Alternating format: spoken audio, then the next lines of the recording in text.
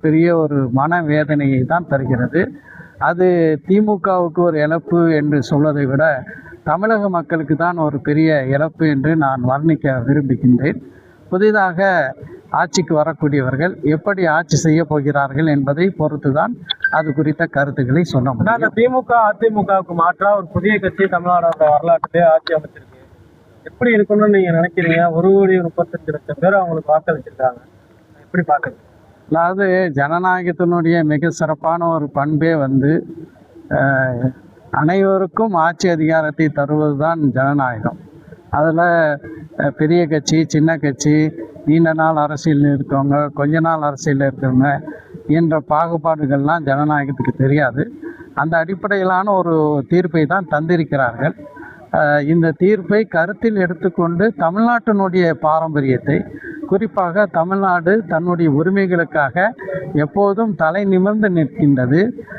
ஒன்றிய பாஜக அரசாங்கம் நம்முடைய தமிழ் மக்களுடைய உரிமைகளை பறிக்குவதற்காக பல்வேறு சதிகளை, உதாரணமாக பொது NEP என்று சொல்லக்கூடிய புதிய கல்விக் கொள்கை மூலமாக பாரம்பரியமாக நாம் பின்பற்றி வந்த கல்வி முறையிலெல்லாம் மாற்றம் கொண்டு வருவதற்கு ஒன்றிய பாஜக அரசு முயல்கிறது.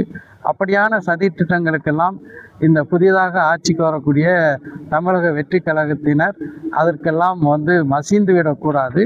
இந்த பாரம்பரியத்தில் தொடர்ந்து தமிழ்நாட்டினுடைய உரிமைகளை காப்பதற்காக உரிய நடவடிக்கைகளை அவர்கள் எடுக்க வேண்டும் என்று இந்த நேரத்தில் கேட்டுக்கொள்கிறேன். திமுக தலைவர் வெற்றி வாய்ப்பு இழந்திருக்காங்க.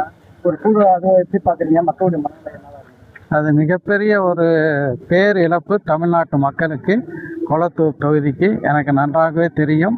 ஒரு முதலமைச்சர் என்ற அடிப்படையில் தமிழ்நாட்டை ஆழ்ந்த வேறு எந்த முதலமைச்சரும் பார்க்க முடியாத அளவுக்கு தன்னுடைய கொளத்தூர் தொகுதிக்கு அடிக்கடி வருகை தந்து அங்கு பல்வேறு சிறப்பான நல்ல திட்டங்களை தீட்டி அங்கு இருக்கக்கூடிய மக்கள் ஏதாவது ஒரு புகார் கொடுத்தாலும் அதை உடனடியாக தீர்க்கக்கூடிய வகையில் திராவிட முன்னேற்ற கழகத்தினுடைய தலைவர் தளபதி மு.க. ஸ்டாலின் அவர்கள் செயல்பட்டார்கள்.